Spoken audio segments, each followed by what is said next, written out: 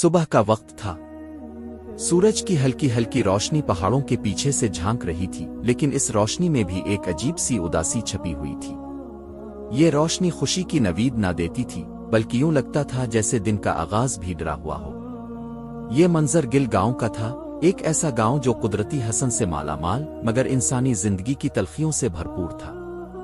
ہرے بھرے کھیت، بہتی ندی، پہاڑوں کی آغوش میں بسے چند کچے مکان، مٹی کے چولہے اور آداس چہروں والے لوگ۔ یہ گاؤں بظاہر تو امن و سکون کی تصویر تھا، لیکن اس کے اندر ایک ایسا گھٹن بھرا ماحول تھا جہاں سانس لینا بھی ایک جرم بن جاتا تھا۔ یہاں کوئی اسکول نہیں تھا، کوئی مدرسہ نہیں تھا، کوئی لائبریری نہیں، کوئی اسپتال نہیں، اور جو سب سے بڑا سانحہ تھا، یہاں سوال کرنے کی اجازت نہیں تھی۔ مالک کا خوف۔ اس گاؤں کا سب کچھ ایک ہی شخص کے کنٹرول میں تھا، مالک شیر خان۔ شیر خان جو نہ تو کوئی بادشاہ تھا نہ ہی کوئی سرکاری افسر، لیکن پورے گاؤں پر اس کا حکم ویسا ہی چلتا تھا جیسے کسی سلطنت کے تخت پر بیٹھے ستمگر بادشاہ کا۔ شیر خان کے ہاتھوں میں صرف زمین نہیں بلکہ لوگوں کے خواب، ان کی سوچ، ان کی زبانیں اور ان کا ضمیر بھی قید تھا۔ وہ کسی کو نہ پڑھنے دیتا تھا نہ پڑھانے۔ جس نے ہمت کی وہ غائب ہو گیا، یا پھر لوگوں کو عبرت کے لیے گاؤں کے بیچ چوراہے پر سزا دی جاتی۔ شیر خان کے آدمی ہر روز گھومتے، سنتے، دیکھتے اور پھر رپورٹ دیتے۔ اگر کسی نے اپنے بچے کو تحریر سکھانے کی کوشش بھی کی تو اس کا انجام ایسا ہوتا کہ باقی سب عمر بھر کے لیے چپ ہو جاتے۔ افضل کی کہانی کا آغاز۔ ان حالات میں پیدا ہوا ایک بچہ، افضل۔ افضل کا باپ ایک عام کسان تھا جس کی زمین بھی مالک کے پاس گروی تھی۔ اس کی ماں امینہ بی بی نرم دل مگر بہادر عورت تھی، جو دل ہی دل میں چاہتی تھی کہ اس کا بیٹا کچھ بنے، کچھ ایسا جو باقیوں کے لیے بھی مثال ہو۔ افضل بچپن سے ہی عام بچوں سے مختلف تھا۔ وہ سوال کرتا تھا۔ جب گاؤں کی مسجد میں امام صاحب نے جمعہ کے خطبے میں صرف مالک کی تعریف کی تو افضل نے ماں سے پوچھا، امو، اللہ کا ذکر کم اور مالک کی تعریف زیادہ کیوں ہوتی ہے؟ امینہ بی بی گھبرا گئی۔ اس نے افضل کو سینے سے لگایا اور کان میں دھیرے سے کہا، بیٹا، کچھ سوال دل میں رکھو، زبان پر مت لاؤ۔ یہاں سوال کرنا جرم ہے۔ مگر افضل کی فطرت میں تجسس تھا، مزاحمت تھی اور سچ جاننے کی چاہت تھی۔ گاؤں کی فضا۔ گل گاؤں کا ماحول عجیب تھا۔ صبح سویرے مرد کھیتوں کو نکلتے، عورتیں پانی کے مٹکے بھرنے ندی تک جاتی، بچے جانور چرانے بھیجے جاتے، اور شام ڈھلے سب تھکے ہارے لوٹ آتے۔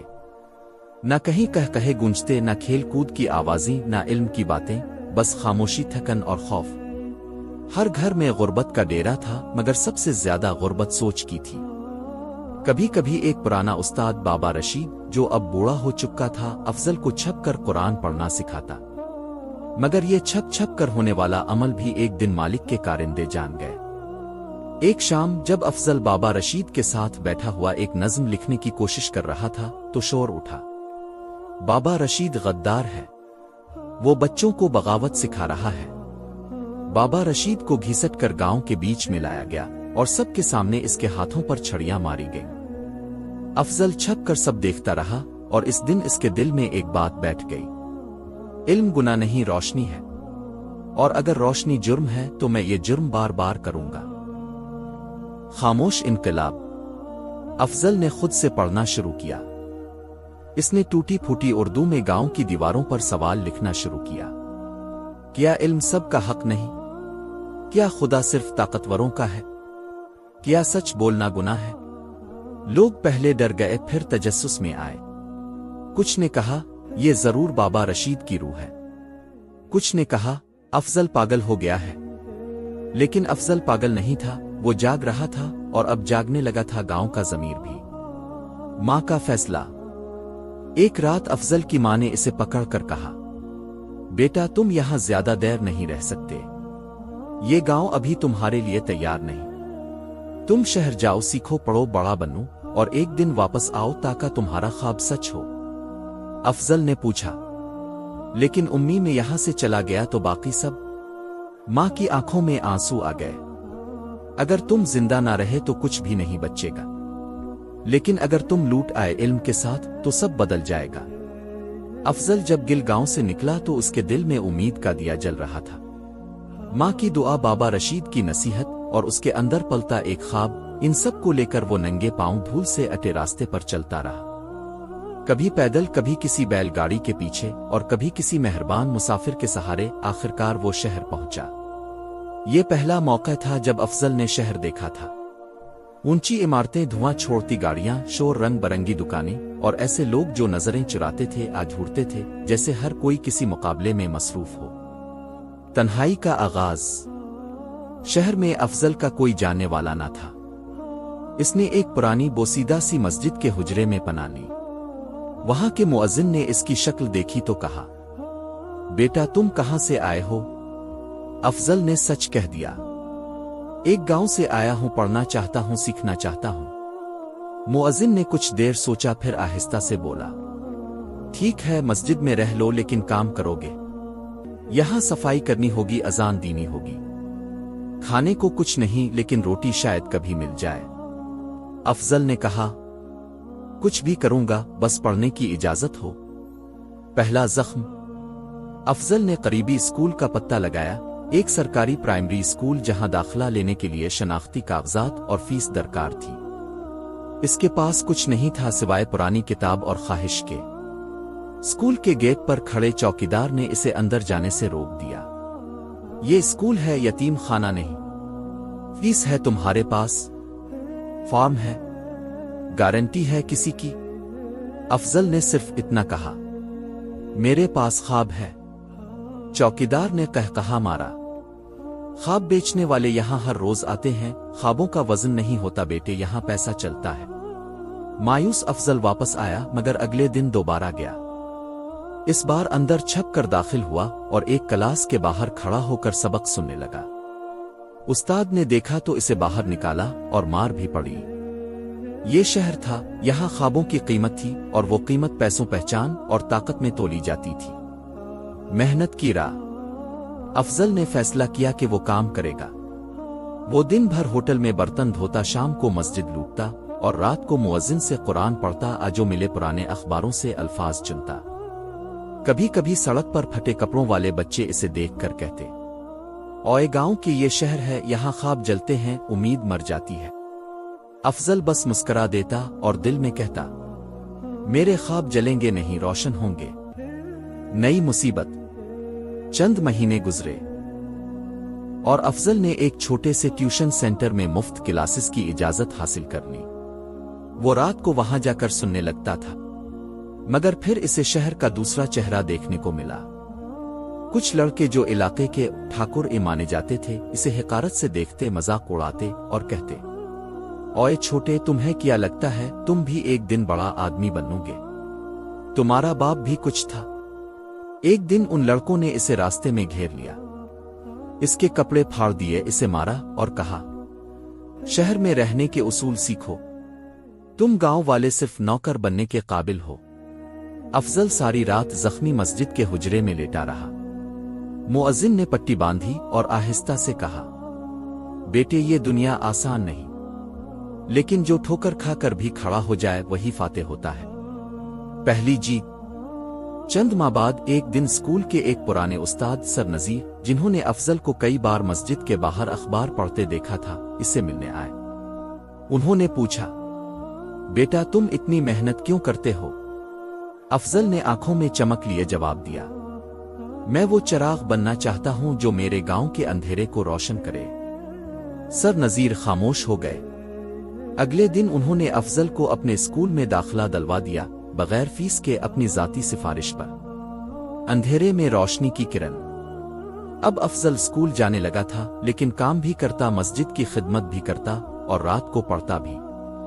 इसके चेहरे पर थकन होती, लेकिन इसकी आंखों में अज़्म की चमक बढ़ती जा रही थी। कुछ तलबा इसे अब भी ताना देते, मगर कुछ ऐसे भी थे जो इससे मुतासिर होकर उसके साथ बैठकर पढ़ने लगे। वो गांव का बच्चा जो शहर में अनजान था, आहिस्ता आहिस्ता शहर की किताबों, सवालों और लफ्जों का साथी बनने लगा। अफजल शहर से लूटा तो वक्त बदल चुका था, मगर गांव वैसा ही था, खामोश सहमा हुआ, गुलामी में जकड़ा। इस बार वापसी का ऐलान ना हुआ। कोई नारा, कोई इस्तकबाल, कोई बांसुरी की आवाज नहीं। ना वो पुरानी मुस्कुराहट, ना वो बचपन के दोस्त। सब कुछ चुप था। لیکن ایک بات بدلی تھی، افضل اب خاموش نہیں تھا، وہ مقصد بن چکا تھا۔ وہ سیدھا اپنی ماں کے جھونپڑے میں گیا۔ امینہ بی بی نے آنکھوں میں آنسو بھرے اور کہا، بیٹا اب کچھ مت کہنا، صرف کر کے دکھانا۔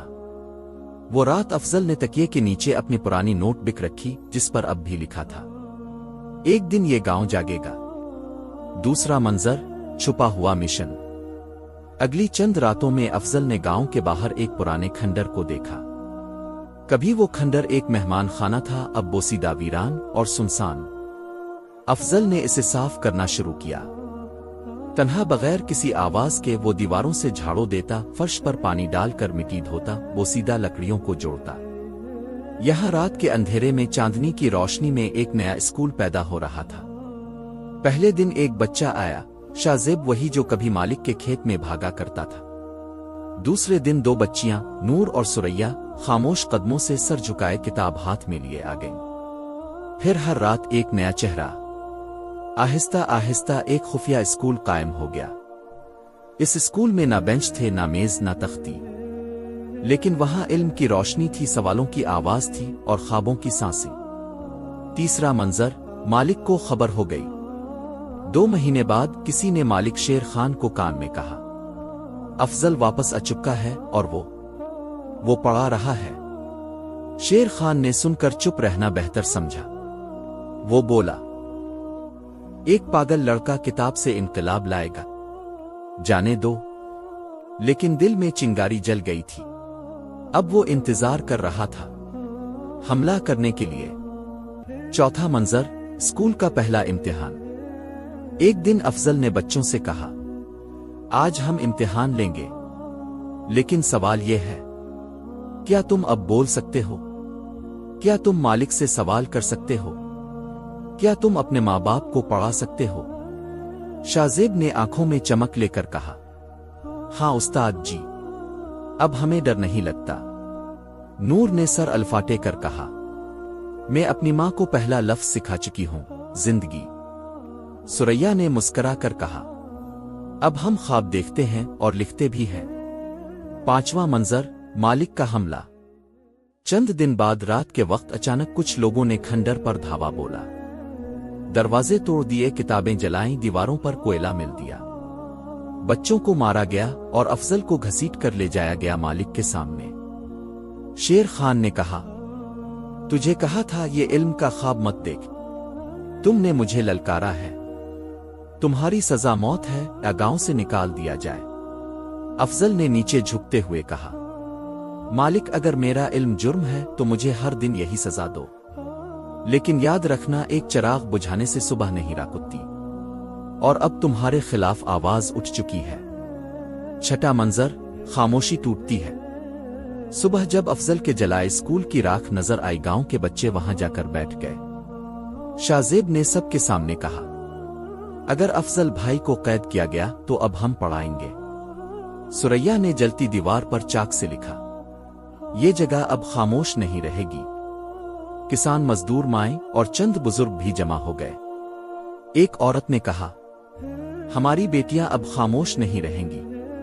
ایک نوجوان نے کہا، ہم زمینیں کاٹ سکتے ہیں تو ظالم کو بھی کاٹ سکتے ہیں۔ گاؤں میں پہلی بار مالک کے خلاف نعرہ لگا۔ ظلم کے اندھیرے میں علم کی روشنی۔ افضل کو چھوڑو، ہمیں بھی قید کرو۔ ساتواں منظر، مالک کی ہار۔ اسی دن شہر سے ایک NGO کی ٹیم جو افضل کے اسکول کو خفیہ طور پر سپورٹ کر رہی تھی گاؤں آئی۔ انہوں نے اسکول کی حالت دیکھی، افضل کے ساتھ ہونے والے ظلم کی ویڈیو دکھائی اور مقامی انتظامیہ سے بات کی۔ مالک کو بلایا گیا۔ سرکاری حکم آیا، یہ زمین اب اسکول کے لیے مختص کی جاتی ہے۔ مالک شیر خان کو گاؤں کے معاملات سے الگ کیا جاتا ہے۔ افضل حسین کو اس اسکول کا پرنسپل بنایا جاتا ہے۔ آٹھواں منظر، انقلاب کی جوڑیں۔ 6 ماہ بعد اسکول میں بینچ لگے، دیواروں پر سبق لکھے گئے اور گھنٹی کی آواز گاؤں میں گونجی۔ اب ہر بچہ اسکول جاتا، ہر ماں کو پڑھنے کا حق ملا، اور امام مسجد میں درس قرآن کے ساتھ درس شعور بھی دیتا۔ افضل نے مدرسہ بھی قائم کیا، ایسا مدرسہ جہاں قرآن کے ساتھ سائنس، اخلاق اور انسانیت بھی سکھائی جاتی۔